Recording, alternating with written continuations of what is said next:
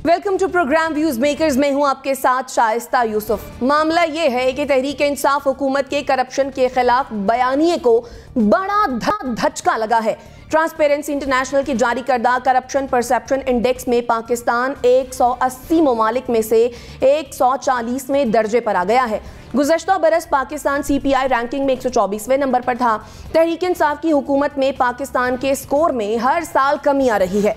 2019 में ये स्कोर 120 था, जो 2020 में 124 हुआ और इस साल मजीद गिरकर 140 तक पहुंच गया है। सवाल यह है, क्या तहरीक इंसाफ के दौरे हुकूमत में करप्शन में वाकई इजाफा हुआ? इस पर डिस्कशन के लिए जो मेहमान हमारे साथ मौजूद है, तारुफ मैं आपसे करवा देती हूँ। हमें ज्वाइन किया है डॉक्टर नाज़िर महमूद साहब ने, lieutenant general retired Amjad trap साहब हमारे साथ मौजूद है, जुनैरा अजहर ने भी हमें ज्वाइन कर लिया है, मुना आलम साहिबा हमारे साथ मौजूद है और हमें ज्वाइन किया है नसीम सिद्दीकी साहब ने। आप तमाम मेहमानों के वक्त का बेहद शुक्रिया। जनरल साहब, आपकी जानिब आऊँगी। सर, जितनी आवाज़ वज़ीर आज़म इमरान खान ने करप्शन के खिलाफ उठाई, उतना ही हर साल हमने देखा कि परसेप्शन इंडेक्स में पाकिस्तान की पोजीशन जो है वो ख़राब हुई। क्या खान साहब के वादों और दावों में दम नहीं था या फिर खान साहब के बस में नहीं था करप्शन में कमी करना? बिस्मिल्लाहिर्रहमानिर्रहीम। देखिए, जहाँ तक उनके वादे, उनके दावे, उनका कहना, बिल्कुल उनको बहुत बड़ा धचका लगा।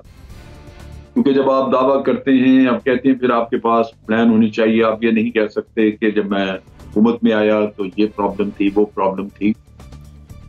हर सूरत ये दावे जो हैं ये मैं समझता हूँ बिल्कुल बेनकाब हुए और हुकूमत इस मामले में बहुत बुरी तरह नाकाम हुई। जो लोग मेगा करप्शन जिन्होंने की, उनके केसेस बने पड़े हैं और लगता यही है कि वो सब छूट जाएंगे, क्योंकि किसी भी केस में कोई प्रोग्रेस नजर नहीं आ रही। इसका मतलब ये नहीं हरगिज़ कि करप्शन हुई नहीं, करप्शन तो बहुत की लोगों ने, लेकिन हुकूमत इस मामले में बेबस नजर आई। कोई भी शख्स जो है उसको सजा नहीं हो सकी, पैसा वापस नहीं आ सका। लेकिन जो ये आप जो ट्रांसपेरेंसी इंटरनेशनल का जिक्र कर रहे हैं, उसमें जो तनज़्ज़ुली हुई है, ये हुकूमत की नाकामी से बढ़ के हमारे लिए बहुत बड़ी एक मायूसी है। इसमें एक तकलीफ और दुख की बात है कि हमारा मुल्क जा किधर रहा है। आज ही 2 केस सामने आए, जिसमें एस्कॉल का केस है, जिसके बारे में कहा जा रहा है कि उन्होंने 54 बिलियन रुपीस साइफन आउट किए। एक केस पकड़ा गया है, एक मेमन साहब जो कि गालिबन डिस्ट्रिक्ट एडमिनिस्ट्रेशन से जिनका वास्ता है, उनका नेटवर्क पकड़ा गया, 2-3 लोग और सोना पता नहीं क्या क्या उनसे बरामद हुआ है। यूं लगता है कि हर शख्स इस काम पे लगा हुआ है। यहाँ पे सिंध में तो बिल्कुल कोई कंट्रोल नहीं। जब से ये 18वीं तरमीम आई है, चेक रहा ही नहीं किसी का। नतीजा ये कि आप देख रहे हैं यहाँ पे अब ये भी रिपोर्ट्स आ रही हैं कि जो बलूचिस्तान में रिपोर्ट जो हुकूमत बदली गई, उसमें भी पैसा लगाया गया है। तो असल चीज ये है कि ये हुकूमत नाकाम हुई या इससे इसके बाद जो आएगी, वो भी हमने कल्चर जो बना दिया इस मुल्क का, जहां पे करप्शन को जिंदगी का एक मामूल समझ लिया गया है और लगता है कि हर कोई इसमें मुलव्वस है। ये बहुत तकलीफ दे बात। पिछले दिनों एक रिपोर्ट आई थी जिसमें उन्होंने अदारों के बारे में बताया था कि कौन से अदारे ज्यादा करप्शन कर रहे हैं। उसमें नंबर 1 अदलिया थी, नंबर 2 उसमें गालिबन पुलिस थी। आप मुझे बताइए, आप अदलिया को पकड़ सकते हैं, जाके कुछ कर सकते हैं उसका? हम ऐसे बेबसी के आलम में जा चुके हैं जहां सवाए तबाही के और कुछ नजर नहीं आता। मुल्क लुट रहा है, कर्जों में दबा पड़ा है, लेकिन किसी को ना रहम आता है बस। और अदलिया के बारे में आप बात करके देखें, अगले दिन आप बैठ के तो यहां भुगत रहे होंगे तौहीन अदालत। तो ये मसला है, ये बड़ा दुख की बात है। मैं समझता हूं कि ये सारी कौम के लिए एक लम्हा फिक्रिया है। हुकूमतें आए जाएं, नाकाम हो जाएं, लेकिन मुल्क ने रहना है और जो मुल्क का हाल कर दिया है हमने, वो मेरा ख्याल है काबिल रहम है। ठीक, डॉक्टर नाज़िर महमूद साहब, आपके ख्याल में ये सिर्फ परसेप्शन की हद तक है या फिर वाकई मुल्क में करप्शन बढ़ गई है? मेरा ख्याल है दोनों चीज़ें हैं, लेकिन चूंकि ये सर्वे जो है वो परसेप्शन के बारे में है, तो सवाल यही पैदा होता है कि ये परसेप्शन बनाया किसने। मेरा ख्याल है कि PTI की हुकूमत को और वज़ीर आज़म साहब को तो खुश होना चाहिए कि जो परसेप्शन वो पिछले 20 साल से बना रहे थे अवाम का और लोगों का और दुनिया का, कि पाकिस्तान में सबसे ज़्यादा करप्शन है।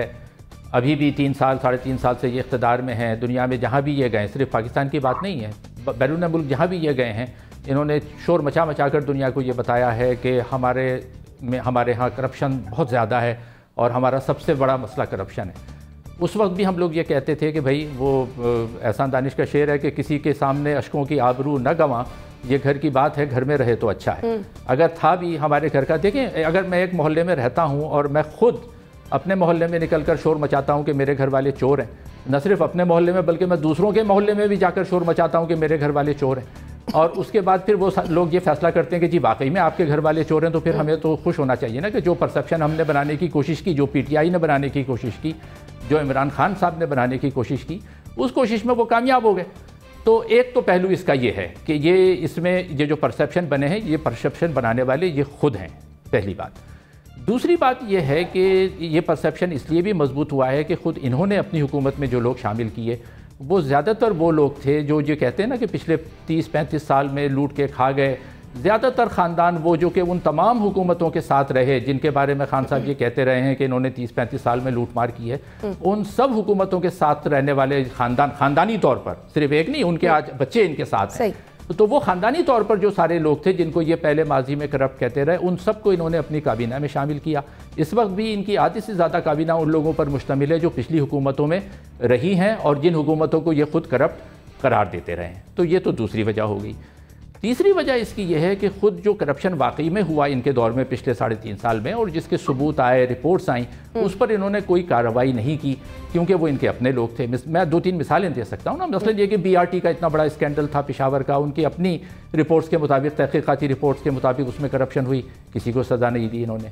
शुगर का इतना बड़ा स्कैंडल हुआ, उसमें इतनी, खुद ये कहते रहे कि इतनी अरबों रुपए की करप्शन हुई, उसमें इनके अपने सारे लोग शामिल थे जिनके नाम थे, उनके खिलाफ कोई कार्रवाई नहीं हुई। पापा जॉन्स का इतना बड़ा स्कैंडल आया बैन अक़वामी तौर पर, उस पर कोई कार्रवाई नहीं हुई। आटे का बहरान हुआ, टमाटर की किल्लत पैदा हुई, मतलब मुख्तलिफ चीज़ों की ये किल्लतें पैदा करते रहे, उससे लोग जो है वो कमाते रहे, कुछ नहीं हुआ। अच्छा, फिर एक और ये हुआ कि जो तामीराती ठेके दिए गए, वो तामीराती ठेके मनपसंद कंपनियों को बगैर किसी टेंडर के अवार्ड करते चले गए और करते चले जा रहे हैं। चाहे वो हाईवेज़ बननी हो, सड़कें बननी हो, करतारपुर का इतना बड़ा प्रोजेक्ट बनना था, उसमें बगैर किसी टेंडर के, बगैर कंपटीशन के ठेका दे दिया। उस पर आवाज़ें उठी कि भाई ये करप्शन है, ये नहीं होना चाहिए।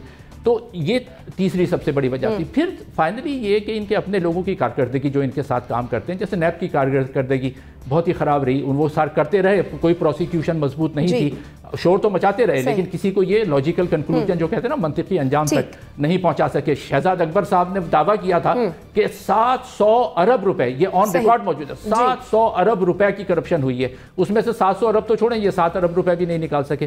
तो ये जो परसेप्शन जो बना है, मैं यही समझता हूं कि इसमें परसेप्शन का भी ताल्लुक है जो खुद इन्होंने बनाया है, और दूसरे खुद इनकी अपनी हरकतों का भी ताल्लुक है कि जिन लोगों को इन्होंने अपने साथ शामिल किया वो कोई इतने क्लीन नहीं थे जितना होने का ये दावा करते थे। ठीक है, यानी आपके नज़दीक ये परसेप्शन बनाने की जिम्मेदार जो है वो हुकूमत खुद है। आपका पॉइंट आ गया।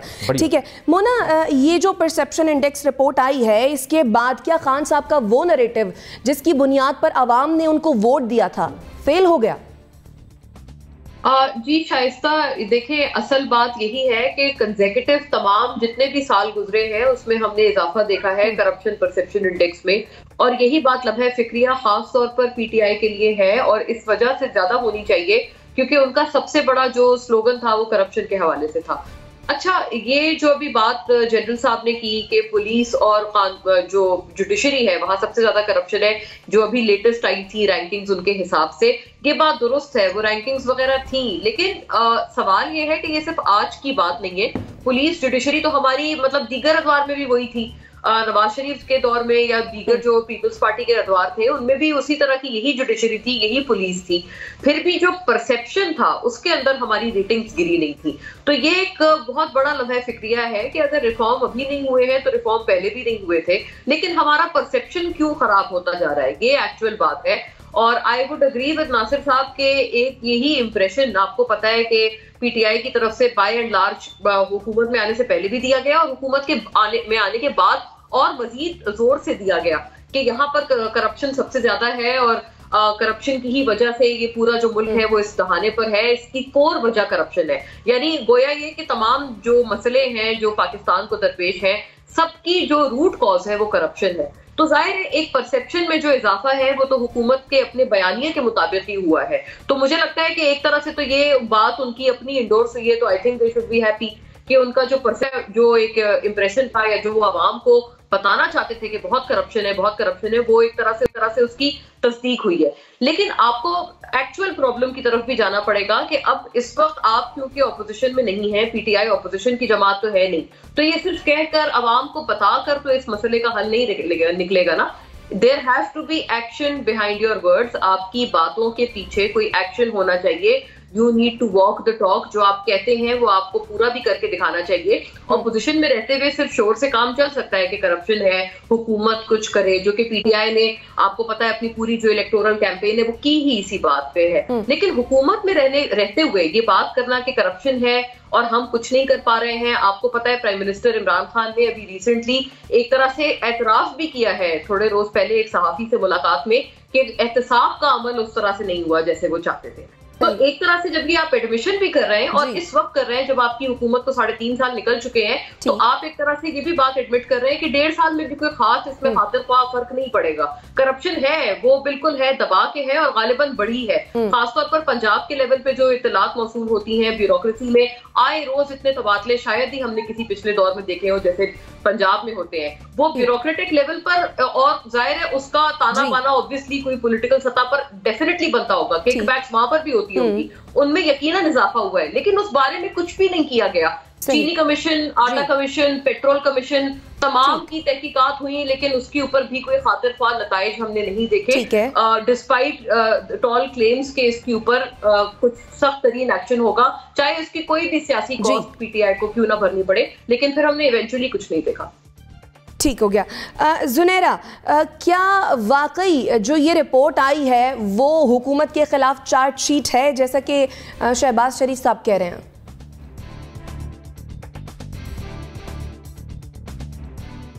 देखें, मुझे तो लगता है जो पार्टी गेट स्कैंडल चल रहा है ना बोरिस जॉनसन के खिलाफ, वो भी चार्जशीट है अगेंस्ट पीटीआई। मैं हैरान हूँ कि उस रिपोर्ट को अगर आप पढ़ें तो उन्होंने वो परसेप्शन किस बेस पे बिल्ड किया है। वो कह रहे हैं कि we have talk to the people working in the public sector, experts and people who are in the business. जो टॉप लेवल के बिजनेसमैन हैं उनसे उन्होंने बात की है, ब्यूरोक्रेट्स से बात की है, और उसके बाद हमने ये कंक्लूड किया है। ऑन दी अदर हैंड जो नासरा इकबाल साहिबा हैं, मेरे ख्याल है उनसे जेम ऑफ अ पर्सन, उनसे ज़्यादा पढ़ी लिखी समझदार खातून पाकिस्तान में मौजूद नहीं है। She has simply nailed it. उन्होंने कहा है एक तो इलीट कैप्चर है और एक जो लॉ सबके लिए बराबर नहीं है। 2 रीज़न्स हैं उसकी वजह से ऐसे हो रहा है। अब इमरान खान तो गलत हो सकते हैं, नासरा इकबाल गलत नहीं हो सकती। ऑफ कोर्स इलीट कैप्चर आज का तो पैदा नहीं हुआ, 3 साल में तो पैदा नहीं हुआ। हाँ, सारे खामोश बैठे थे, एक बंदे ने बहुत भूंडे अंदाज में, उससे गलती हो गई, उसने शोर मचा दिया कि ये हो रहा है यहाँ पे, क्लेप्टोक्रेसी हो रही है यहाँ पे, ब्यूरोक्रेटिक होल्ड है चीज़ों पे यहाँ पे। एक पर्टिकुलर इलीट है टॉप पे जो कि 2% है, वो चीज़ों को कंट्रोल करती है, एक दूसरे को ठेके भी देती है, एक दूसरे को you scratch my back, I scratch your back, और उसमें आप गंदा करें सारे मुल्क को या एक गवर्नमेंट को, तो मैं तो इस आर्गूमेंट की फेवर में नहीं हूँ। आज के जाते खान साहब मेरा ख्याल है अभी जाएं, मुझे तो कोई फ़र्क नहीं पड़ता, बिकॉज गवर्नमेंट्स ने आना जाना है, पाकिस्तान ने रहना है और पाकिस्तान की बात होनी चाहिए। लेकिन इतने बड़े एंगल को सिर्फ एक इतने से कूजे में बंद कर देना कि क्या this is a chargesheet against PTI.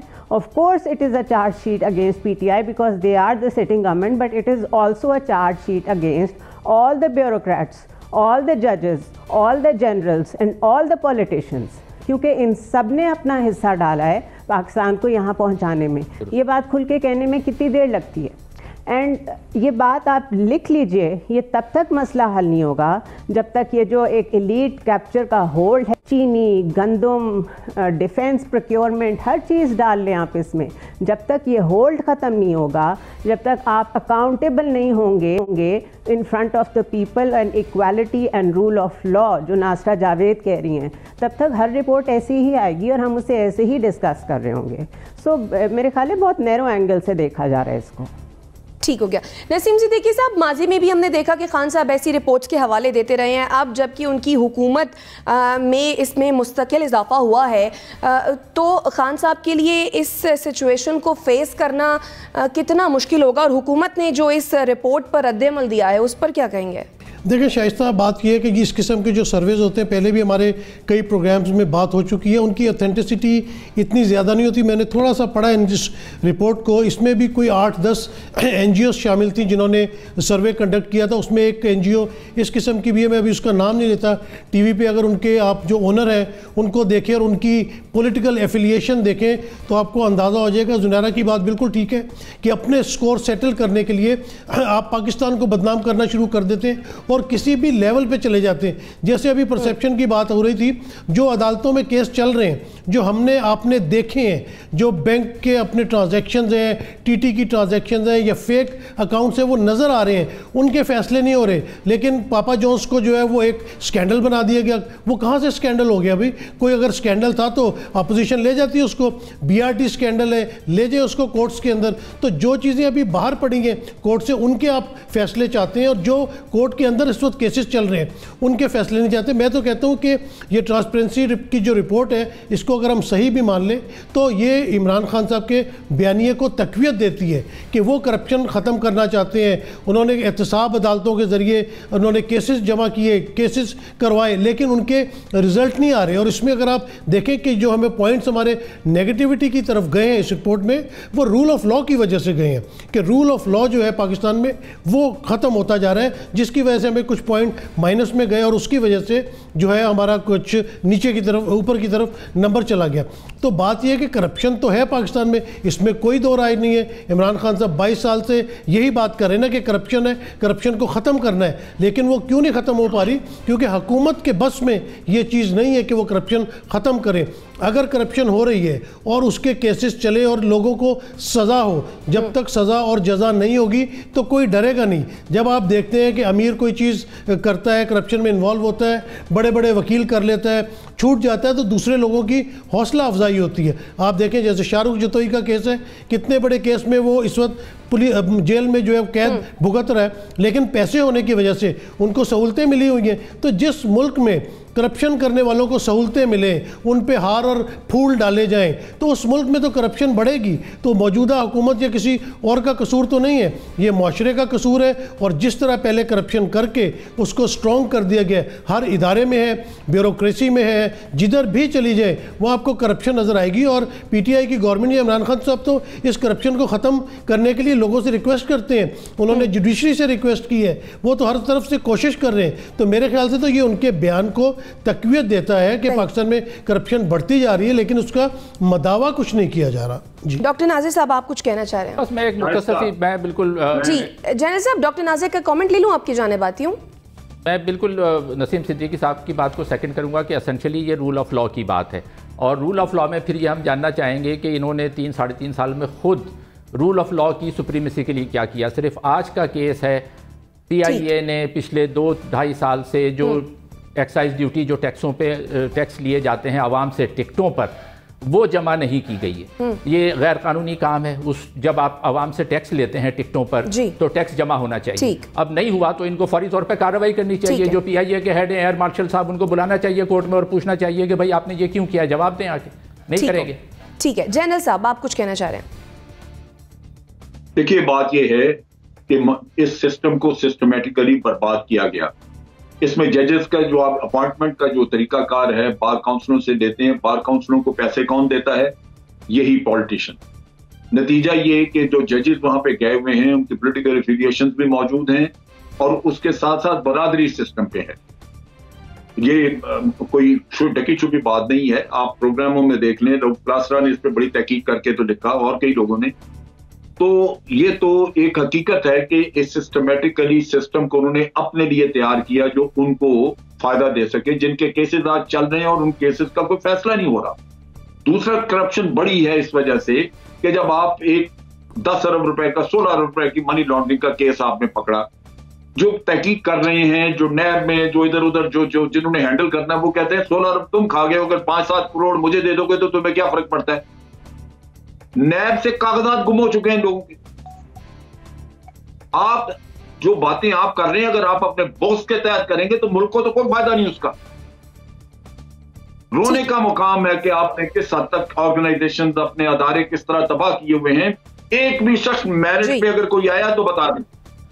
Merit पे ना होने की वजह से हर शख्स जो है वो थ्रेटन समझता है कि अगर कोई यहाँ पे करप्शन के खिलाफ खड़ा हुआ तो मैं मारा जाऊंगा इस वजह से कि मैं भी पैसे दे के यहाँ पे आया था।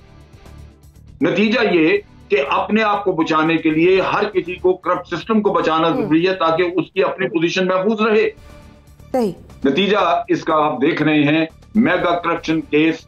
कोई दुनिया में कहे कि करप्शन नहीं हुई, मैं मानने को तैयार नहीं। इतने फेक अकाउंट्स और सारा कुछ आंखों के सामने आपको नजर आती है हर चीज, ठीक है, लेकिन सजा नहीं हो सकेगी। जी जरदारी साहब के केसेस, वो जो कॉन्टेक्ना का केस और वो स्विट्जरलैंड में पड़े हुए पैसे उनके पास चले गए वापस।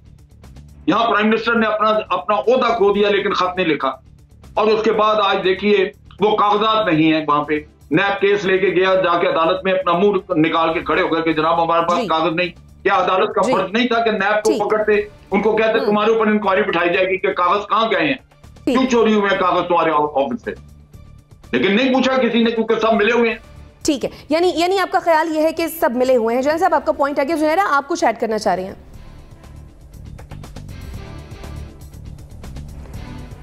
हाँ जी, मैं ये ऐड करना चाह रही हूँ कि जिस तरह का हमारा सिस्टम बन गया हुआ है, इसको अगर कोई ठीक करना चाहता है तो वो तब तक कामयाब नहीं हो सकता जब तक उस जैसी पूरी काबीना ना हो, जब तक उस जैसे सारे इंस्टीट्यूशंस उसको सपोर्ट करने के लिए साथ ना खड़े हों। अदरवाइज़ जो इसको चेंज करने की कोशिश करेगा उसका इंजाम तकरीबन इमरान खान से मिलता जुलता होगा, क्योंकि वो उसकी प्राइस पे कर रहे हैं कि उनके इर्द गिर्द करप्ट लोग थे, उन्हें नहीं पता चला, उन्हें पता भी चल गया तो वो क्या करते, कितने लोगों को सैक करें, कितनी दफ़ा काबीना में से हटाएं, उनको तो नाम फ्लोट किए जाते हैं। बहुत सारी बातें हैं जो टीवी पे नहीं कही जा सकती। एडवाइज़र्स के लिए नाम फ्लोट किए जाते हैं और कौन कौन से सेंसिटिव लेवल के एडवाइज़र्स के नाम आते हैं मैं ये भी नहीं कहना चाहती। सो इसलिए स्टेटस को में करप्शन इंडेक्स ऊपर जाए नीचे जाए किसी को कोई फ़र्क नहीं पड़ता, क्योंकि कुछ लोग हैं जिनके बड़े फ़ायदे हो रहे हैं। वो तो बड़े फ़ख्र से करप्ट लोगों के साथ अपनी तस्वीरें पोस्ट कर रहे होते हैं, और हम और आप जैसे लोग अपनी सैलरी में से टैक्सेस कटवा के समझते हैं हमने बड़ा काम कर दिया, सर्विस कर दी इस मुल्क की। सो पिक्चर इज़ बिगर, उसको बड़ा ही रहने दें। एक बंदे के ऊपर ब्लेम डालने से बेहतर है कि चीज़ों को फिक्स करने के लिए अपने गिरेबान में सारे झांकें। ठीक हो गया। मोना आप कुछ ऐड करना चाह रही हैं? क्विकली ऐड कीजिएगा, फिर मुझे ब्रेक की जानिब बढ़ना है। जी Shaista, I am very happy to be a part of this discussion, क्योंकि हमने तकरीबन सारी चीजें ही आइडेंटिफाई ऑफ लॉ का मसला है, एलीट कैप्चर का मसला है, लेकिन ये जो केसेस चल रहे हैं ना नैब में, जो जाहिर है अब इस तरह के केसेस नैब में पहले तो नहीं चले हैं, मतलब इतनी पकड़ भरकर नैब ने नहीं की है, इतने सारे पॉलिटिशियंस को, रहनुमाओं को नैब ने कभी भी जेल में नहीं रखा है। ये भी एक परसेप्शन है, ये भी एक तासुर अवाम के जहनों में इन चीजों से भी तो बन रहा है ना। हर दूसरा बंदा आप देखें तो वो जेल में बैठा हुआ है, उसके ऊपर कोई ना कोई केस चल रहा है, डेफिनेटली वो परसेप्शन में इजाफा कर रहा है। लेकिन एक और चीज आपको पता है उस परसेप्शन में क्या इजाफा कर रही है कि वो केसेस आज तक कभी भी प्रूव नहीं हो पाए हैं। सो मच सो कि अभी कल ही खुर्शीद शाह साहब के हवाले से उन्होंने कहा है कि अनजस्ट था जो नैब ने उनको कस्टडी में रखा, क्योंकि नैब के पास तो इंटिमिडेटिंग एविडेंस था ही नहीं उनके खिलाफ। तो ये भी चीजें लोगों के जहनों में एक बहुत बड़ा सवालिया निशान डाल रहे हैं कि जी इतना अरसा एक बंदा जेल में रहा, बातें तो बहुत सारी की थी कि हाँ ये भी था, और लोग कन्विंस भी होते हैं उन तरह की बातों से, लेकिन जब at the end of the day कुछ भी नहीं निकलता तो लोगों के जहनों में एक बहुत बड़ा सवाल आ जाता है